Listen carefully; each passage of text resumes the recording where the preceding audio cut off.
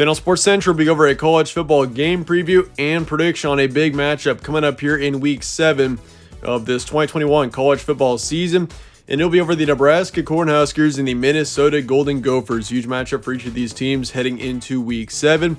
We'll be going over a full game preview and prediction on this matchup here today, starting out with your team trends. Nebraska last week lost to Michigan, number 9 team in the nation at the time. 29-32 was the final score there, and that was a game that, once again, Nebraska easily could have won, but they shot themselves in the foot at the end of the game, which gave the Wolverines the win there. But it was a very close matchup throughout the entire game for the most part, and really Nebraska looked good for the most part, except for once again a couple of mistakes at the end of the game. But they are 3-4 heading into this matchup, along with a 1-game losing streak.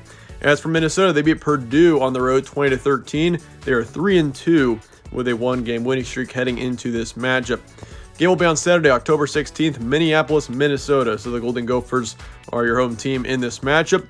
It'll be at 11 a.m. Central Time as well. So we got a morning kickoff between Nebraska and Minnesota. Spread currently has Nebraska by 4.5. Over/under is 48.5.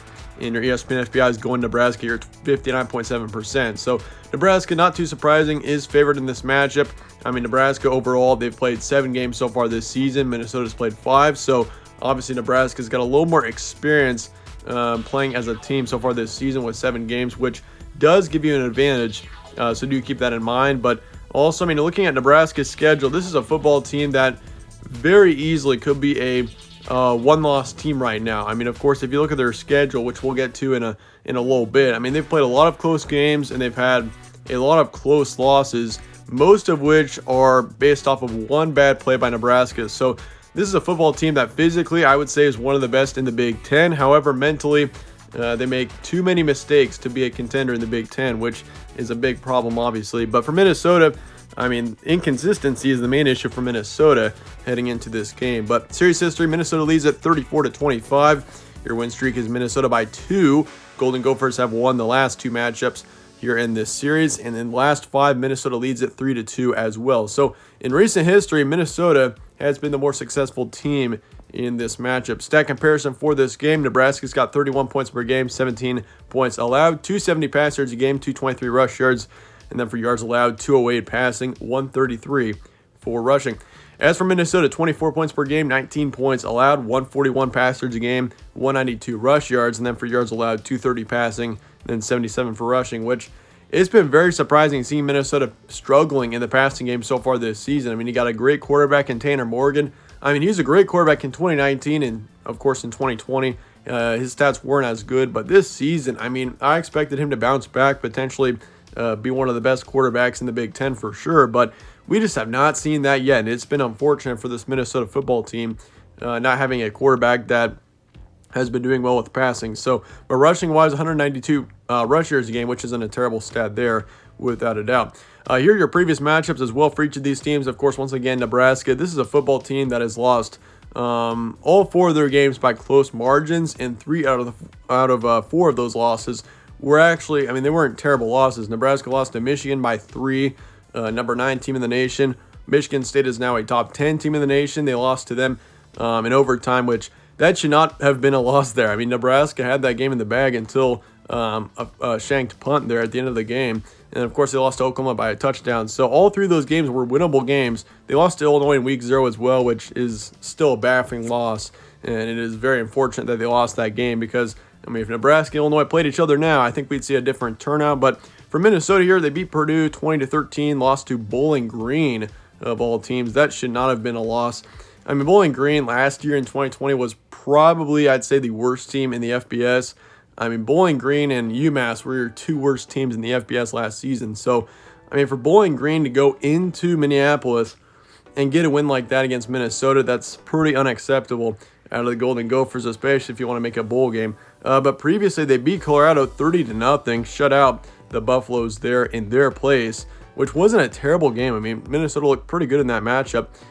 Beat Miami, Ohio by only 5, 31-26. And, of course, they lost to Ohio State 31-45 in the first game of the season. So, I mean, the big word for Minnesota's football team so far this season has been inconsistent. I mean, they lose to Ohio State, which, I mean, that wasn't a terrible loss. Minnesota looked actually, I'd say, pretty good in that game. But then you the big thing is here is that they beat Colorado 30-0. Then the next week they lose to Bowling Green 10-14. That was a very embarrassing loss, to say the least, out of Minnesota. And they'll have to play much better in this game if they want to beat the Cornhuskers than they did a couple of weeks ago.